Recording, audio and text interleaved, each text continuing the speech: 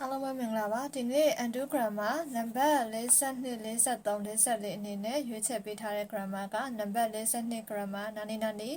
မိုင်းကဆိုတဲ့ grammar လေးပဲဖြစ်ပါတယ်ဘလို့အဓိပ္ပာယ်မျိုးတွေနဲ့သုံးလဲဆိုလို့ရှိရင်မိုင်းကဆိုတာကနင်းဆုံမှုတွေမှာသုံးပါတယ်ဒါမဟုတ်ဘူးမဟုတ်လား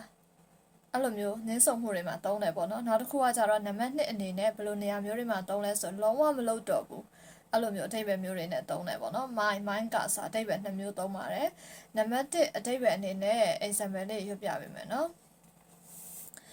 코노면서 고폰소와 여인이 칸카츠스루만 가다 오모가 에와 데키 칸카츠 에너 도리아쿠와 히츠요 데스 아노면서 고폰소 사자로 딜루묘의 베트나가 여인이 칸카츠스루만 가다 오모가 깡깡모모 피신야멜刚刚我们ဖြစ်ရမယ်မဟုတ်ဘူးလားလို့တွေးထားပေမဲ့အဲဝတက်ခီ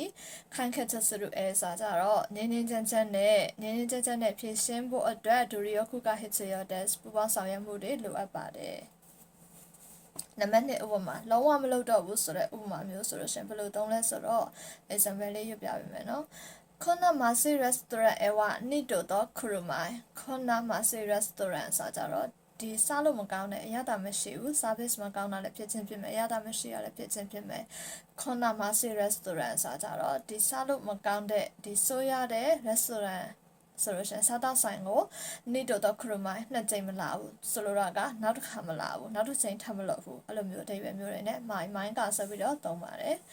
နံပါတ်43ဥမာနာနီဝါခဲကနိုင်နာနီဝါခဲဝနိုင်အဲ့ဒါကြတော့ဘယ်လိုမျိုးမျိုးအသုံးလဲဆိုအပြတ်သက်ညင်းကျင်တဲ့ဟာမျိုးတွေမှာဆိုလို့ရှိရင်ဝါခဲကနိုင်ဆိုပြီးတော့သုံးပါတယ်နံပါတ်1ဥပမာအန်နာဟက်တနာအကဦးလဲရူဝါခဲကနိုင်အန်နာဟက်တနာအဲဆိုကြတော့အဲ့ဒီဆိုရတဲ့ပจิကဦးလဲရူဝါခဲကနိုင်လုံးဝရှောင်းလို့ရမှာမဟုတ်ဘူးအဲ့လိုမျိုးပြတ်သက်ညင်းကျင်တယ်ဒါတော့ဆိုရနေဒါတော့လက်ရညံ့တာလုံးဝရှောင်းလို့ရမှာမဟုတ်ဘူးအဲ့လိုမျိုးညင်းကျင်သုံးတယ်ပေါ့နော်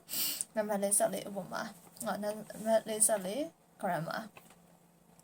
နာနီဝါခဲနီဝါအခါနိုင်နာနီဝါခဲနီမိုအခါနိုင်အဲ့ဒီ grammar ကဘယ်လိုနေရာမျိုးတွေမှာသုံးလဲဆိုလို့ရှိရင်ဒီ reason ရှိနေတဲ့အတွက်ဒါမျိုးမလုပ်နိုင်ဘူးအဲ့လိုမျိုးတွေမှာဆိုလို့ရှိရင်လည်းသုံးတယ်နံပါတ်2အနေနဲ့ကကြတော့မလုပ်လို့မရဘူးနာခရက်ပါနာရာနိုင်ဆိုတဲ့ grammar မျိုးအနေနဲ့လည်း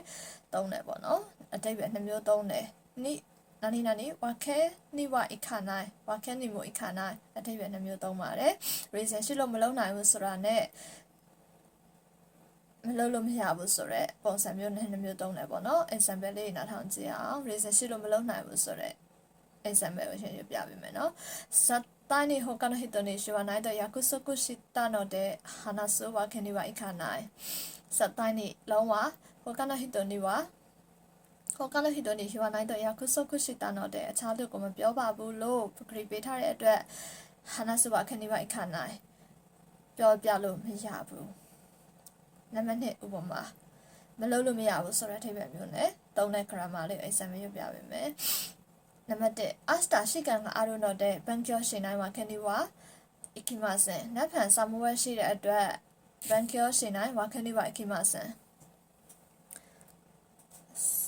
စာလေးလာမှရှာမယ်အဲ့လိုမျိုးမလုပ်လို့မရဘူးဆိုတော့အဓိပ္ပာယ်မျိုးနဲ့အဓိပ္ပာယ်2မျိုးသုံးပါတယ်ဟုတ်ကဲ့ဒီနေ့ရွေးချယ်ပေးထားတဲ့နံပါတ်42 43 44 grammar တွေကကြတော့ဒီအဓိပ္ပာယ်2မျိုးသုံးတာလည်းရှိတယ်အငင်းဆုံမှုတွေလည်းတော်တော်များများဒါစကားပြောတွေမှာသုံးတာများတဲ့အတွက်